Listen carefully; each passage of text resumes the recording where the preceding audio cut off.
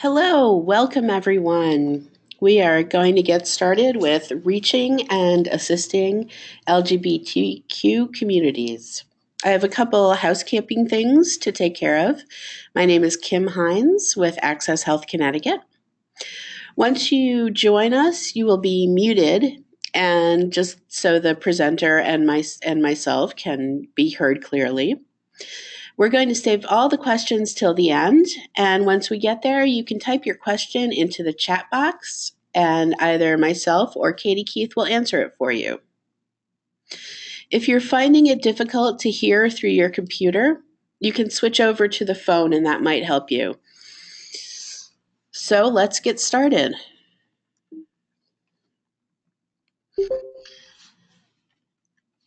So I'm going to hand it over to Katie Keith from Out2Enroll, and she's going to do a great job of going over this whole topic. Thanks, Katie. Great. Excuse me. Thank you so much, Kim, and special thank you to Access Health Connecticut for having us on today as well. We have just not done as much work in Connecticut to date, so we're really excited to be here for this discussion, and just thank you again for having us. Before we get started, I do just want to say, we really want this to be a safe space. Please consider this whole webinar sort of a judgment-free zone, if you will. We really want you to take the time to get all your questions answered. We know folks have just varying levels of familiarity and comfort in working with LGBT communities, and that's okay. We're sort of here to talk about that and make sure that you feel prepared to, go out and work with anyone who might come and sit down across the table from you, whether they are gay or straight or transgender or not. This webinar is really all about you as an assister or as a service provider and making sure you feel prepared to go in and help anyone who might come in. So that's really what we want to focus on. It's not about you needing to know all this information right now or anything like that. So we really do encourage questions, and again, consider it a judgment-free zone. And I think with that, we'll just kind of kick it from there. So if we could go to the next slide, that'd be great. I'm sure you're thinking, like, that's great, Katie. Who are you? Why are you sort of qualified to talk about this? So my name is Katie Keith. I'm a steering committee member of a national organization called Out2Enroll. We are focused entirely on connecting LGBTQ people with their new coverage options under the ACA. We were formed in 2013 after the Center for American Progress did some research showing that LGBT people are far more likely to be uninsured, for some of the reasons we're going to talk about why that's been true, but much more likely to be uninsured, and that LGBT people need sort of additional messages to motivate them to enroll. I don't think it's anything that will surprise any of you, but LGBT people, might need to see an image of a same-sex couple on an advertisement or see a word like non-discrimination. These sort of signals that you can give people to say, no, health reform is for you too. The ACA welcomes LGBT people as well. And so when we did that research, we were sort of thinking, okay, who's going to be doing that work? We know this is a big disparity. Who's going to be taking care of that? And so we formed Out2Enroll in 2013 to try to deliver that content for partners and directly to community members themselves. So we're very much a coalition effort. You can see the URL for our website on the bottom of each slide. If you haven't been there, we would very much encourage you to check it out. We've got a lot of great resources and FAQs and things like that. But that's a little bit about who we are. I'm happy to take more questions on that. If we could go to the next slide, that'd be great. So what are we going to be talking about today? Just want to give you a little bit of an overview. We'd like to start with what I will affectionately call LGBT 101.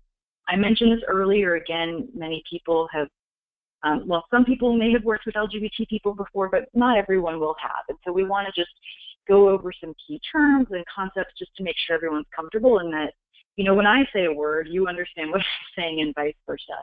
We also want to give you some tips on maybe words you shouldn't use and that kind of thing, so that when you're out in the community talking to people, again, you're as prepared as possible to work with this community. After that, I want to talk a little bit about some of the barriers that LGBT people have faced in the past, particularly in the healthcare system. Again, if you're out there doing enrollment work, you know just as well as I do that nobody comes in as sort of a neutral slate when it comes to enrolling in health insurance. A lot of people have a lot of baggage, whether it's with insurance or healthcare itself. And for a lot of LGBT people, unfortunately, there have been many significant barriers in the past, which we just want to be sure we tell you about so that you sort of, again, get this idea of who you might be sitting down across the table from when they come in to enroll. And then the last part, we just want to give you some really practical tips and some of the best practices we've heard from across the country on enrolling LGBTQ people. A really good example is if you're enrolling a transgender consumer and you get to that gender question, do you mark male or female? And how do you have that conversation with the consumer in a way that is appropriate and affirming? So there is an answer to that question, and we want to give it to you. And we'll sort of do that as we wrap up the webinar. If we could go to the next slide, that'd be great.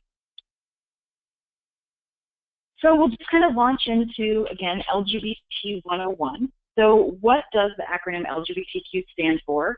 This might be review for some of you or many of you, but hang with me.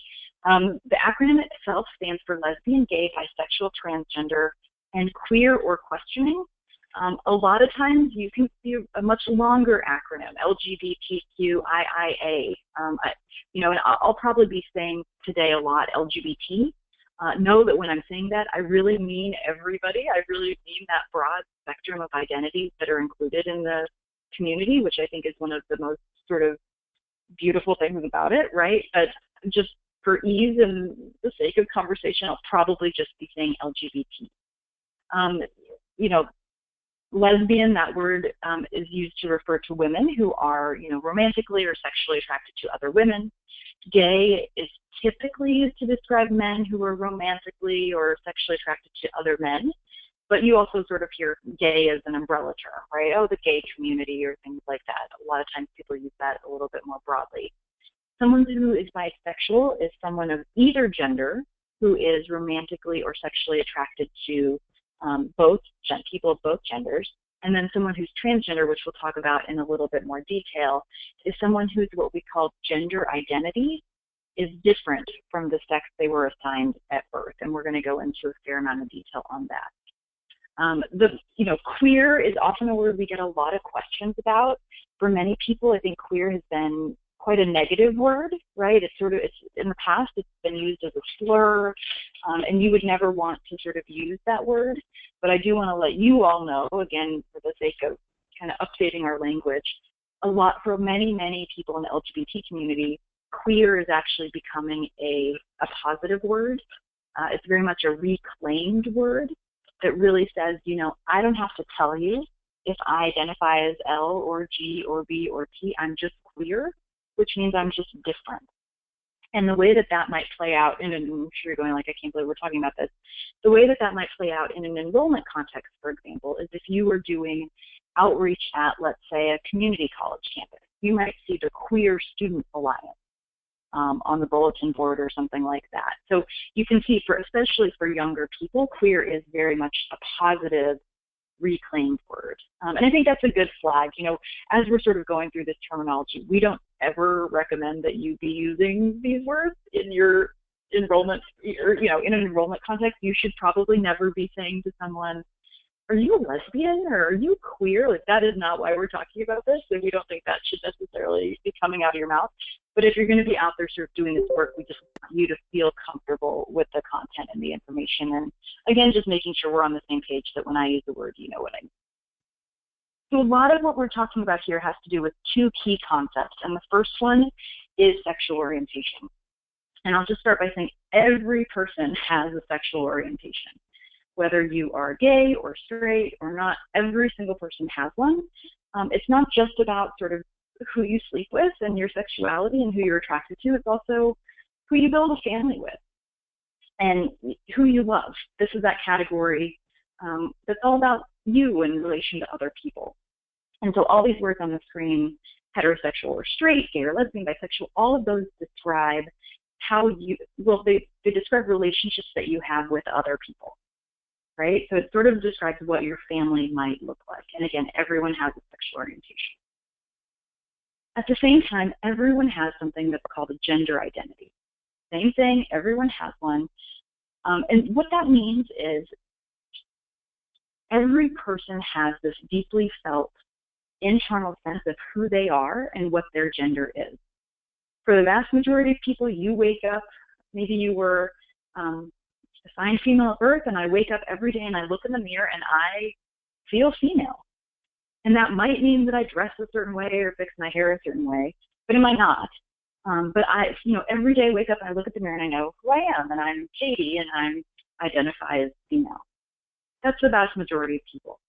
But for folks who are transgender, that gender identity, that sort of deeply felt internal sense of who they are, does not match the sex they were assigned at birth.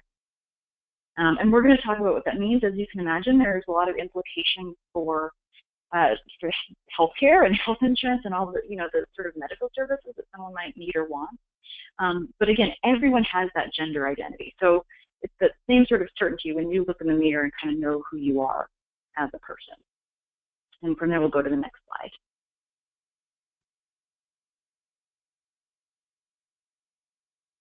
And we just get a lot of questions at Out2Enroll about transgender-specific issues and terminology. The vast majority of questions we get from consumers and from assisters are about working with the transgender community. So I just want to drill down. And again, a lot of folks, I think if we do this work, if you're out there doing enrollment work and doing healthcare, like, you're a good person. This is not easy work. I'm confident that everyone listening sort of has a really good heart and wants to do the right thing and help everyone. What we find is that people are just sort of nervous to do that or anxious when they don't have the right terminology or they don't necessarily have as much comfort as they want. So we just want to give you the tools that you need. So just to drill down on some of the transgender terminology, I mentioned this before, but someone who's transgender is someone whose gender identity, that deeply felt internal sense of who they are, differs from the sex that they were assigned at birth. And so there's sort of two ways this can typically manifest. You might have someone who is a trans or transgender man. So a trans man would be someone who identifies and lives as a man and was assigned female at birth. A good example that some folks are familiar with is Chaz Bono. I always forget what dancing show Chaz Bono was on, but that's sort of a recognizable trans man out in pop culture. And trans men are men. And so the pronouns that you're going to want to use when talking to or about trans men are going to be he, him, and his. You also have trans women. So a trans woman would be someone who identifies and lives as a woman and was assigned male at birth. Sort of the most popular example, I think, of this would be Caitlyn Jenner, who most folks are probably familiar with. Trans women are women. So you're going to want to use pronouns like she, her, and hers as you sort of talk to and talk about a trans woman. And I recognize that I'm being sort of very binary here. I'm saying there's only men and there's only women, which in reality we know is not true. Gender is much more of a spectrum. And so we have a lot of people, and I would say particularly younger people, who might identify as something called gender queer or gender non-conforming or non-binary. And so these words are just used to describe someone who does not identify as exclusively male or exclusively female. So maybe they feel like they fall right somewhere in the middle of that.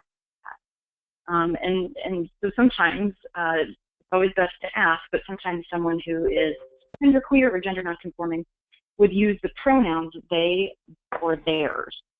So I just want to flag that for you. If you're out there and you sort of had to ask someone what pronoun they use, I don't want you to be surprised if someone says, oh, I use they pronoun. It's just a way of using a gender-neutral pronoun if someone doesn't identify as exclusively male or exclusively female. I'm happy to take more questions on this at the end. I know some people are like, what is she talking about? Especially for younger people, this is increasingly common. And we can go to the next slide, please. So the last sort of key thing to keep in mind, this is very relevant to the healthcare context and some of the things we'll talk about in the future. But if someone is transgender, they, may need to, or will likely need to undergo something called gender transition, which is really just the process of changing your gender from one to the other. And as you can imagine, there's sort of not one way of doing this, right? There's no, like, I'm using air quotes, there's no, like, sex change machine that you step into one day and step out of the next. That's not really how it works. And so there are different components of someone who's undergoing gender transition. You might start dressing differently. You might start using a different name or fixing your hair differently. There's sort of that social component of transition. You also have a legal component. You've got to think about all of the different identity documents that we have: passport, social security card, driver's licenses, birth certificates. All of these documents, as for someone who's undergoing gender transition, may need to update, right? And for many folks, that can be very expensive. It can take many years. In some cases, you need a court order. It can be very, very challenging to update those documents. And so what I don't want is, again, if you're doing enrollment assistance work, I could walk into the office and I could look like Katie, and I could look very, sort of stereotypically female and walk in and say, yes, hi, my name's Katie. And then, but what would happen is I might have a driver's license that says my name is Richard. And that's actually incredibly common, that you have, a lot of transgender consumers present and appear in one way, but have identity documents that don't match that gender identity in the way that they're living. So for you as an assister, we want to give you a heads up about that. That's actually quite common. And so you need to be prepared to, not act surprised or confused or sort of give the person a hard time. It's a common thing that is true for many, many trans people. And the last sort of component of transition is kind of what everyone's brain kind of goes to, like surgery or things like that. But in reality, there's a lot more to kind of the medical transition side. A lot of folks will never need or want surgery. And for many folks, they need mental health counseling. They just want to sit down and talk with someone. They need hormone therapy. For many people, that's all they want. That's all they need. Is just access to hormones. So, they want preventive care. They want sort of the other types of care that other folks need.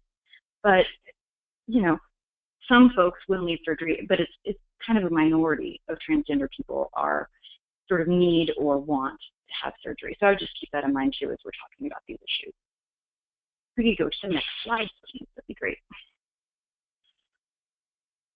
And, I know we're sort of talking, like I'm talking a lot at you about transgender people. At the end of the day, right, these are real people that we're talking about. And so this slide is just some of the faces of trans people in America. Some of these, we've got some celebrities up here, Caitlyn Jenner, Janet Mock, and Laverne Cox, for example, but we also have folks who we work with on a regular basis, who are our colleagues and our friends. And I think the important thing to recognize here, right, is any one of these people could come into your office, or you could pass them on the street and you wouldn't know they were transgender. So it's always important, even, whether you're in sort of an LGBT space or not, you have, and frankly, you have probably served transgender people already, whether you know that or not. So I think keeping this in mind, making sure that your processes and your facility and the way you treat everyone sort of incorporates all of the principles we're going to talk about today, because you just don't know if you've worked with someone who's transgender or not. And we'll go to the next slide, please. And I don't want to harp too much on this, but for the sake of, again, making you all feel sort of prepared and ready, I don't want you to leave this webinar going, oh my gosh, Katie just gave us so many rules, I will never be able to follow all these. That is not sort of the point of this slide. We just want, if you're going to be out there talking to folks, we want you to, feel hip and cool at least and kind of be up on the lingo. So, we do not recommend that you use the word homosexual. That word has kind of fallen by the wayside. There's nothing wrong with the word, but it comes from this era that's a little bit overly medicalized. It kind of came when, homosexual is a word used when being gay or lesbian or bisexual was sort of a medical issue or a mental health concern. So instead of homosexual, we recommend using gay or lesbian. The same thing with the word transsexual. I put a big X through that word. Instead, you're going to want to use transgender or trans. The best way I've heard it put to me is that transsexual is the word the medical community gave to transgender people, and transgender is the word the community chose for itself. So again, just very important to be, language really matters when you're working with the community. Instead of a transgender or transgender, this with an ED, to say a transgender person, it's kind of an adjective, right? It doesn't sort of, when you say a transgender, you're sort of dismissing someone or putting all of their identity into one component, when in reality, that's not the only thing about them. Sex change, again, I put a big X through that, as we just talked about. Instead, you're going to want to use the phrase gender transition. And sex change surgery, same thing. What you might hear out in the community is folks will call it sex reassignment surgery, or SRS. We like gender affirmation or gender confirmation surgery. There's no such thing as a sex change, right? Like I said, there's no machine that you get into and walk out. It's a series of procedures that someone needs to have. So those are just some tips on language, and again, I'm always happy to answer more questions about this. If we could go to the next slide, that would be great. So I'm talking at you quite a bit. Apologies for that. But I did have just a quick question for everyone. Given everything we just talked about, which of the following is not a term describing sexual orientation? So I'll give you just a second to think about that. If you want, we'd love for you to put in your answers, just A, B, C, or D, into the chat box, or you can just write it down for yourself and make a note. Nobody is sort of testing you on this. We just want to check in and see how you're doing with the information. So we'll just give folks a minute or two to put in those answers. Great, I'm seeing some of those come in, which you really appreciate. So again, which of the following is not a term describing sexual orientation? Straight, transgender, heterosexual, lesbian.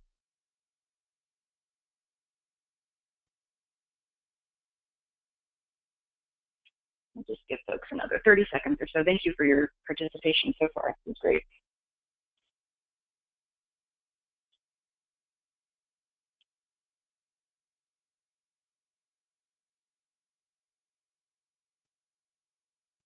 Good, and we've got some differing opinions.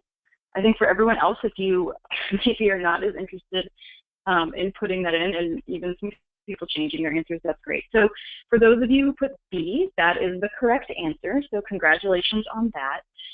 Again, so just to sort of revisit this very briefly, sexual orientation is all about who you love, right? It's sort of who you go to bed with at night, right? It's about you with respect to other people. So words like straight, right? Straight just means you like someone of a different sex, of the opposite sex. It's all, it's a way to describe your relationship with other people. Same thing with heterosexual and lesbian. They all describe relationships. But someone who's transgender really has nothing to do with sexual orientation. Someone who's transgender is someone whose gender identity is different from the sex they were assigned at birth. So someone who's transgender really has nothing to do with other people. It's about you and how you feel about who you are when you look in the mirror in the morning. It's about that sort of deeply felt internal sense. And that's what's, sort of really important. I think the thing that this raises, too, is that keep in mind, someone who's transgender also has their own sexual orientation, right? So someone who's transgender could be straight, could be gay, could be a lesbian, could be bisexual. They're two completely separate concepts and topics, and again, everybody has their own sexual orientation and their own gender identity. So thank you for participating and humoring me, and I think if we have questions, we can sort of drill down more on this, but those are sort of two big concepts we just want to nail down. And if we could go to the next slide, that'd be great. All right, so I was going to hit you right away with two additional questions about how many LGBTQ people you think there are in the country, and then in Connecticut in particular. There is absolutely no reason you should know the answer to this, so really it's just a guess on your part. And I can give folks just maybe 10 seconds or so to put in their answers, or at least think about it, about how many people you think identify as LGBTQ in the U.S. as a whole, and then in Connecticut itself.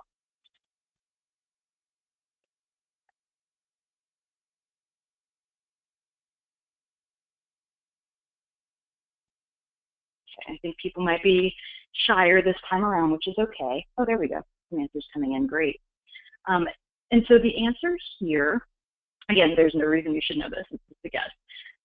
How many people identify as LGBTQ in the United States? The answer is actually C, about 9 million. We think that, and a lot of folks are like, oh, I assumed it was 35 million, right? Like, I watch TV. There's a lot of gay people on TV or whatever, oh, there must be so many in the United States. I will say we think 9 million is extremely conservative. That 9 million is based on a survey where only people who could, felt free and able to kind of raise their hand and say, I'm L or G or B or T, were able to be counted. And for reasons I'm sure many of you understand, not everyone is able to sort of stand up and be counted that way, whether it's because of discrimination or fear of their family or consequences, things like that. Not everyone can sort of stand up and be counted. But as of what we know now, the number is about 9 million LGBTQ people across the whole country. In Connecticut, I was looking at this morning, the answer here is actually C.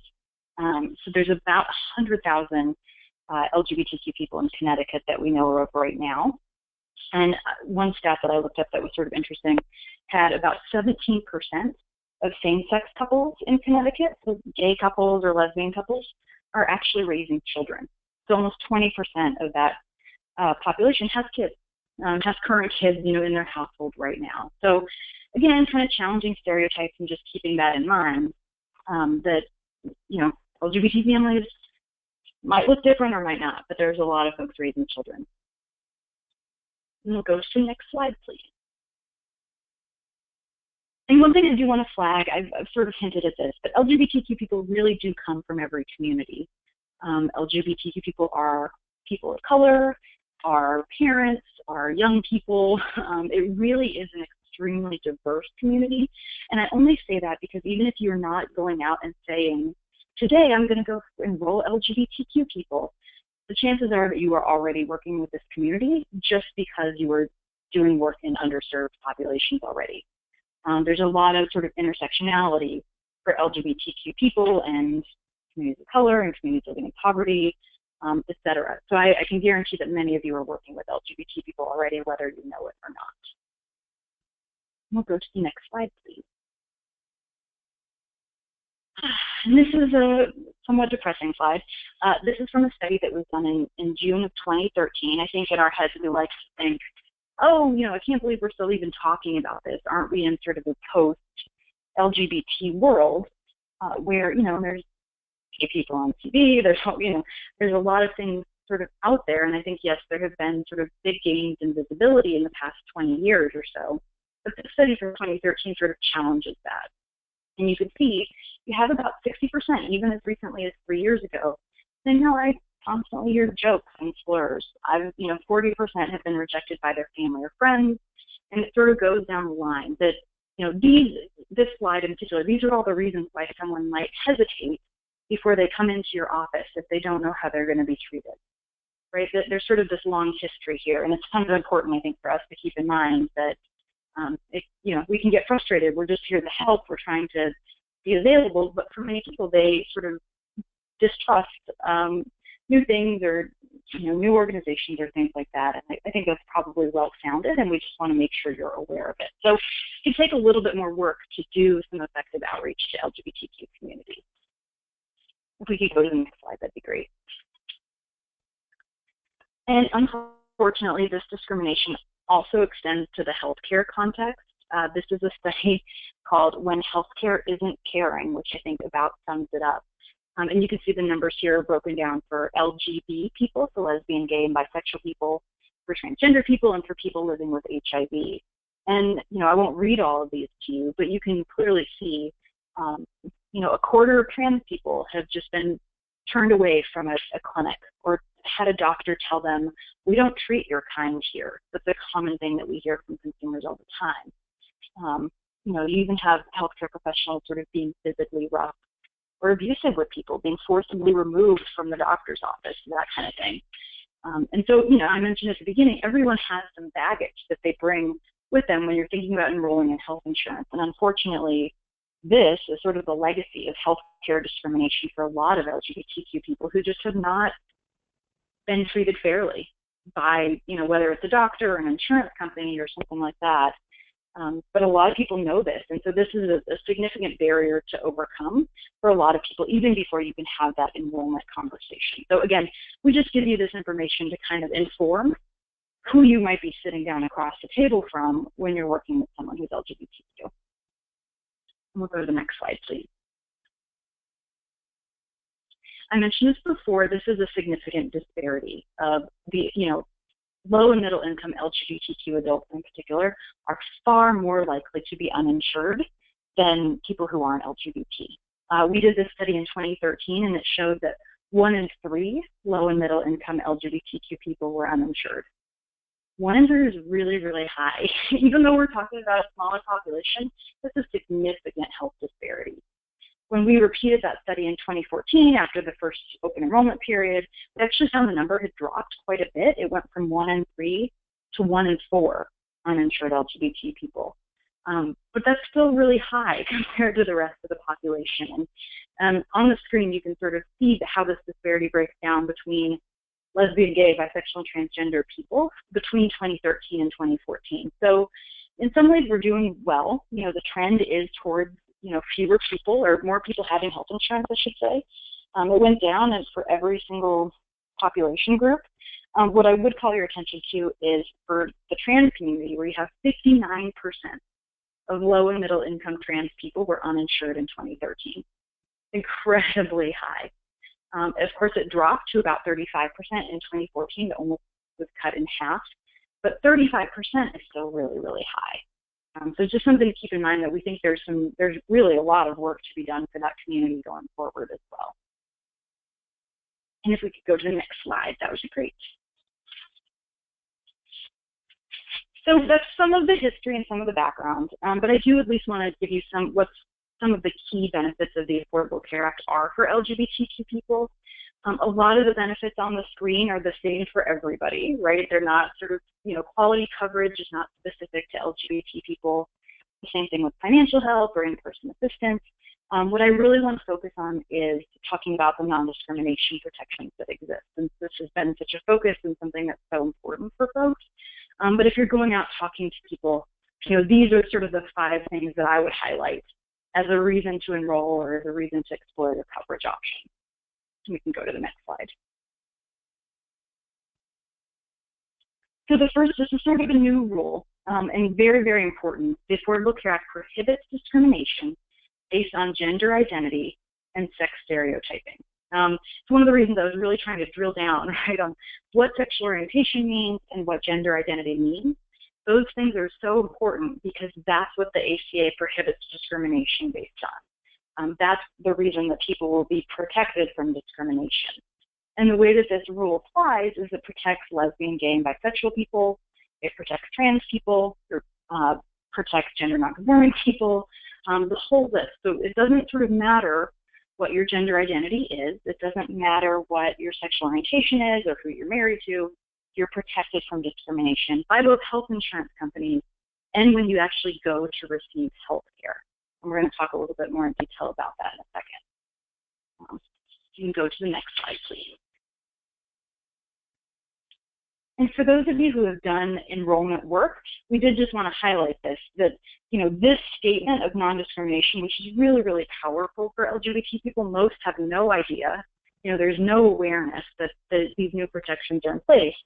But it actually says so right on the application itself. So those of you that have been doing this work for a while sort of know that when you, as you look at that information, that's one of the last things the consumer sees before they enroll and send their application in. So if you're working with someone who's LGBT, it might just be worth highlighting that section for them and taking that moment to say, hey, look, you're protected. If anything happens, you can file a complaint with, these insurance regulators, with the Attorney General, with the marketplace, or with the Office for Civil Rights. So just keep that in mind too. We can go to the next slide, please. The same is true for healthcare providers. So this is sort of a new rule. This went into effect in May of this year. So again, a lot of folks are not aware of this. People are protected when they go in and get health care itself. So if you go in and you're sort of discriminated against because of who your wife is, right? You want to bring your wife, I would want to bring my wife into the room with me. If someone said no or based that on sexual orientation, that would be a real problem. Refusing to use a trans person's name and pronoun after they've sort of been asked to, that would be a real problem.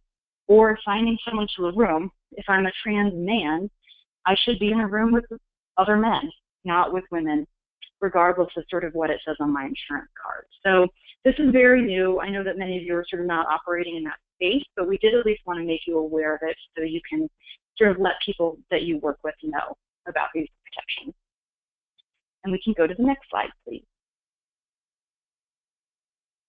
And again, in the theme of having this focus on transgender health and transgender people, this is sort of less of a problem in Connecticut, so I don't want to spend too much time on it. But again, it's something for you all to be aware of as you're helping people. In the past, insurance has had a lot of sort of very discriminatory language in it that essentially excludes any health care that a trans person might need. There's language, and I've got some examples at the bottom of the slide. And the way that language has been used in the past is to essentially say, oh, I'm sorry, you need mental health care. That's part of gender transition or sex change. That's not covered. Oh, you need hormones. That's not covered either. Connecticut has really been a leader in this. Since 2013, a law was passed for gender identity non-discrimination, and so you see that a lot of the this really negative language has been taken out from plans. But we did want to put it in there just to make sure you were aware of it. In some cases, the plan might have forgot and maybe the regulator missed it or something like that. But this is typically the first thing a trans consumer is looking for. Does my plan have a transgender exclusion in it? So just kind of keep that in mind. And we can go to the next slide. Actually, we can probably shift to the slide after this, please. And I do, this will not be surprising. Connecticut has had marriage equality for a long time, but we do just want to highlight that the rules for same-sex couples are exactly the same as the rules for straight couples, for Medicaid, for marketplace coverage, for any type of benefit. It's going to be exactly the same, but we've actually been able to do a ton of sort of interesting messaging around this. And so this is an example of a graphic that we've used to feature, for special enrollment, to feature same-sex couple during wedding season or something like that. So there's ways you can kind of tailor your outreach to make sure you're reaching folks as well. We can go to the next slide, please. So you're thinking, like, that's great, Katie, that's a lot of information. It sounds like the Affordable Care Act does a lot of great things for LGBT people, which it does. But kind of what comes next? So, you're telling us LGBT people want health insurance, and they do, but we really need your help. And on the next slide, one opportunity that we would love to work with you all on is something that we have on our website, on the Out2Enroll website, that's sort of a free assister locator tool. And what we've done is, a consumer will go there and they'll put in their zip code, and it will pull up all the organizations that provide enrollment assistance. However, if that organization has taken our training and agrees to be an affirming and welcoming place for LGBT people, what we will do is actually list your organization with a little rainbow icon next to it. And that's just sort of an additional way of telling the consumer, this is an LGBT-friendly place that you can go, which you can see from the statistics that I have right there is very, very important to folks. They want to be able to sit down with someone who knows what a transgender exclusion is, right? They don't want to have to walk into a place that they don't know, that they don't think will be affirming. And so I've got the link at the bottom there. We would love to list as many sites in Connecticut as possible to make sure we're driving consumers to you, because you're sort of willing to be this good partner and have this space. So we'll send that out at the end again, but would love for you all to register if you'd like your organization to be listed as LGBT friendly. And we can go to the next slide. And there's of course a lot of really fun ways you can get out there and reach LGBT people. I won't talk about this too much, but Access Health Connecticut is doing a great job, I think, of partnering with various LGBT organizations across the state, using images, like I said, about special enrollment or things like that, using sensitive language, and then actually going and doing outreach at places like Pride events. So there's a lot of options. We've done things like going to metropolitan community churches, for example, which are LGBT inclusive churches There's LGBT Chambers of Commerce. There's all these unique ways that you can sort of reach this population that are very exciting and kind of make our work a little bit easier. If we can go to the next slide, that would be great. And I just want to put this up as sort of key messages for OE4. We've touched on all of these, and we're happy to kind of send these slides out if that would be helpful for folks. But there should be no discrimination based on sexual orientation or gender identity. You can't have transgender exclusions anymore. And if someone faces discrimination, they should file a complaint. Those are sort of our key LGBT-specific messages for OE4. You know, of course, you're going to want to be talking about financial health. You're going to want to be talking about quality coverage and essential health benefits and all that good stuff. But this is really what we're focused on for OE4. So we wanted to kind of give you a heads up about that as well. So we will just hop to the next slide. I don't want to keep everyone late. And, you know, now that you've reached out, great, you've gone to Fry, you've used these messages that Out2Enroll has said to use, and now someone's actually coming in for an appointment. What happens next? And if we could go to the next slide, we just want to give you some, this is the really practical tips and best practices for how you do this enrollment. So the first thing, if we could go to the next slide, that'd be great.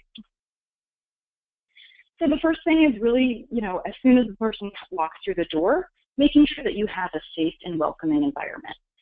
It's really easy to just have a non-discrimination policy out, you know, that includes sexual orientation and gender identity. If you're at the library doing enrollment, just having that printed on a piece of paper where a consumer can look at it is incredibly helpful. You can have sort of safe space or rainbow stickers, you know, and I don't mean that you don't have to have a huge rainbow flag on your door, right? But what we found to be really effective is just a small rainbow sticker maybe on your name tag. Or on the back of your computer if you're doing enrollment work. I guarantee you the straight people you are working with are never going to notice that, but the LGBT consumers that you're serving will pick up on it right away, and you will probably end up having a much more honest conversation with them. LGBT reading materials are great. We talk about unisex bathrooms. I'm not saying you need to, you know, completely change your facility or something like that, but if we know that we're doing an event where there will be a lot of transgender consumers coming in, we'll just put a sign on one of the bathrooms that says, you know, this restroom is available to everyone, just so that's there. And then a lot of times folks might not be comfortable saying something out loud to you, so, you know, if I come in and I look like Katie, but my driver's license says Richard, I might not want to say that out loud to you in case someone's in here for privacy reasons. To say at any point, you can kind of let the person fill in the information themselves. And if we can go to the next slide, that would be great. Don't make assumptions. This is really important for every consumer that you're working with, right? That's certainly not unique to LGBT people, but you never want to assume you know what someone's gender identity is, or that you know what pronouns they use, or what their family looks like. We hear from a lot of gay and lesbian couples, people just assume they don't have kids. People don't ask them about their children, when in reality, many are raising children. One way to do this is to use really gender-neutral language for families, saying partner or spouse instead of husband and wife, saying parent instead of mother and father, those types of things. We were doing the training in Nashville, Tennessee recently, and a woman came up to me at the end and said, you know, this point really hit home for her. She had taken her grandson to the playground, and, you know, he was running around. Another little boy came up to ask them for some snacks, and, you know, she said, well, you have to ask your mom and dad. And the little boy turned and said, I have two dads.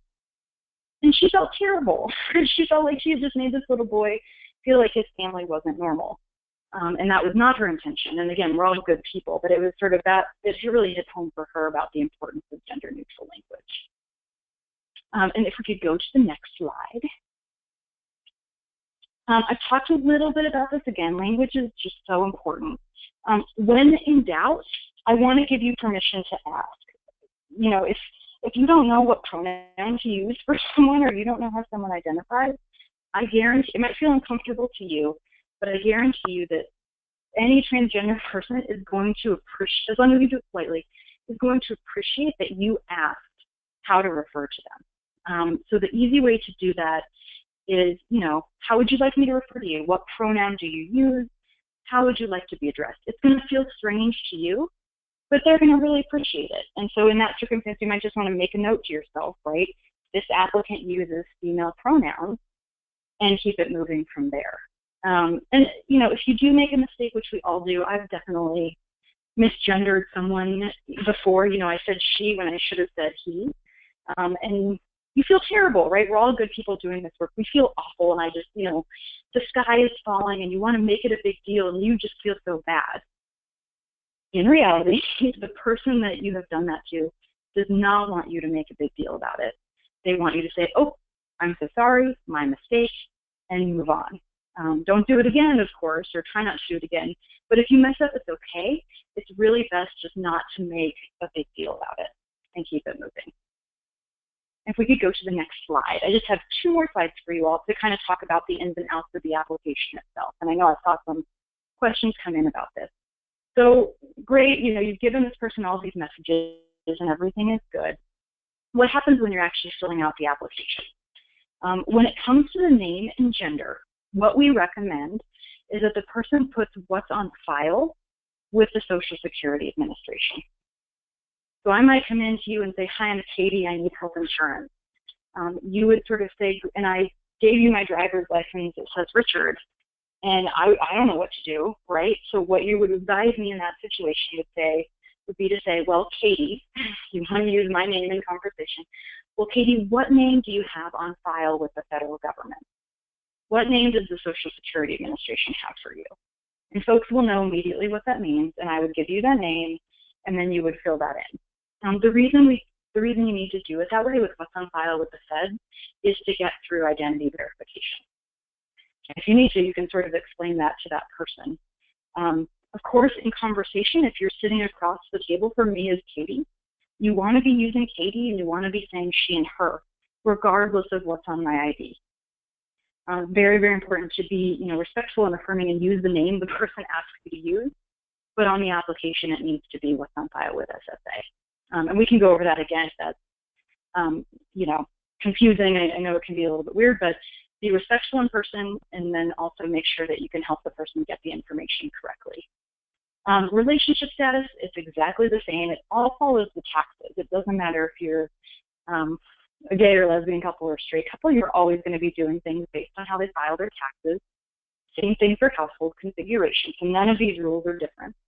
And if we go to the next slide, I just have a few more tips for you. I talked a little bit about plan exclusions, about those transgender-specific exclusions. Those are typically not going to be found in the summary of benefits and coverage. So if a consumer comes in and says, I need a plan that doesn't have a transgender exclusion, what you would do would be to say, we need to look at the evidence of coverage or the certificate of coverage, which luckily Access Health Connecticut does a great job of making that information available. It's going to be right under each plan. They have a PDF link to that. So, we know you can't do that for every plan, for every consumer, but sort of modeling for the consumer how they would go and look up that information would be really, really helpful. But it's going to be found in that evidence or certificate of coverage. The last 2 things are sort of things you already know if you're doing this work, making sure that, if the consumer has any prescription needs, that you're using the formularies that are available to kind of see how much a certain drug is going to cost or see how much, or see if there's any limitations on it. And again, Access Health Connecticut has some great tools to help folks do that. And then the last thing, and I just put this in here because we get asked this all the time, if someone comes in and says, I don't have a doctor, but I want someone who's LGBT friendly, we have 2 resources there. The first one is the Gay and Lesbian Medical Association, which is a pretty good place to send people to. They have a similar provider directory where you put in your zip code and then it pulls up all the types of doctors who say they're LGBT friendly. It's a good kind of starting resource for folks. And then we also include local Ryan White providers, just in case folks are living with HIV. We want that to be an option. But those are just some resources that we want to make sure you're aware of too. And I think, Kim, that is probably it for my slides. I know I talked a little bit more than I expected to. And I think we can just cut over. My information and contact information is available, and we'll make sure you all get it, and I'll just hold for questions. Thank you so much, Katie. You did an amazing job. And yes, we are happy to share this webinar with all of you afterwards. It's got some really excellent information. Now, I just want to speak for just a minute or two about Access Health Connecticut and opportunities to become our community partner if you are not already. I think some of you probably are. We have launched this year a new community partner website. It's got some amazing information on it. It's got news, it's got upcoming webinars and events, and it will have great materials that everyone can print out. The address is learn.accesshealthct.com/community. In addition, we'd love for you, if you're not already on our email list, please sign up. We have a new email system, so we do need people to sign up again. So just check, even if you think you're already on it. Finally, I want to say, save the date. We are really looking forward to Thursday, October 13th. We're going to have a fabulous statewide community conference. People are already starting to reserve their place, so it would be great if you did too, if you want to come. And I urge you to come check it out. It's going to be a really wonderful day. So we do have materials already on our website that you can print out. Again, that's learn.accesshealthct.com/community. And we have materials in both English and Spanish. Currently, we have When Can I Enroll? Immigration Status and Getting Healthcare Coverage. Getting Help Paying for Healthcare Coverage. We all need that sometimes. After you enroll, and the tax penalty or fine exemption form. We will also be putting up more materials very soon to reflect this coming enrollment period, which starts November 1st. In addition, we would love to have presence at your events. Are you having a community event that you'd like to let us know about? Is your organization having an event? Please invite us. Email outreach@accesshealthct.com, or there's also a form on our website that you can fill out to do just that. And now I'd love to take questions. You can address a question either to me or to Katie, who gave such a wonderful presentation. We already have some questions coming into the chat box. Let me read the first one. Katie, when enrolling an LGBTQ person, we should use whatever is in their legal documents as gender to fill out the application. Can you comment on that? No, thank you for the question. And I know this is a little confusing. The answer is yes. You really need to use the person's legal name and gender for the application. And the weird thing there, right, is it needs to be what's their sort of federal legal name, if you will. Again, many people may have changed their driver's license, but what we really need to get them through identity verification is what's on file with Social Security. That's what, you're going to be pinging all of that information to, for taxes and all that good stuff, just to make sure that they get through that process. That said, again, in conversation with people, as they're sitting there talking to you, you want to use the name and pronouns that they want you to use. So it's very important to be affirming. And a lot of folks can be really uncomfortable even disclosing that information. So whatever you can do to kind of make the consumer feel very comfortable and have that sort of welcoming and affirming environment is very important. But you're exactly right. Use the federal legal name and gender for the application, and that should make a big difference. The other thing I did not say is that you might want to let the consumer know the name and gender that they use on the application will, of course, be sent to the insurance company that way. And so, again, if I walk in, you can imagine some of the issues that brings up. If I walk into my doctor and I'm Katie and I look very stereotypically female, but my insurance card says Richard, that is going to have implications for some people for the services that they can get. And, you might have some problems with the front desk staff calling out Richard instead of Katie, for instance, and you can imagine some of the discomfort and anxiety that causes for transgender people. So that's something that we're sort of trying to work through on a systemic basis, but I think letting a consumer know that information goes to the health insurance company is sort of helpful for the future. And I'm happy to clarify if any of that's confusing, but I think just giving them that additional information really makes a difference. Okay, so another question. What did you mean when you said that someone could be non-binary? Great question. I think this is a really tough one. I'm trying to think of a good kind of pop culture person who might identify as non-binary. What I meant when I said that is we sort of typically think people are only male or they're only female. And, for a lot of folks, I would say myself included, that's what to be true. There's only two options. But in reality, what we're seeing for a lot, again, many, many young people are kind of bringing this to the forefront. We're seeing folks who say, I don't really fit in that binary, that male, female binary. That doesn't really apply to me. I identify as something that's more in the middle. I don't, I'm not exclusively male. I'm not exclusively female. Those labels don't apply to me. And so someone, with that sense of themselves might be considered non-binary, or some of the other words that I use, like genderqueer. And again, thinking about, the word queer just means different. So someone who's genderqueer just has a different gender that's not male or female, or gender non-conforming. And someone who identifies as non-binary might be someone that you've seen before, who you're just not sure, right? We've all sort of met someone and you're like, ooh, I don't know if I should use Mr. or Miss when I refer to this person.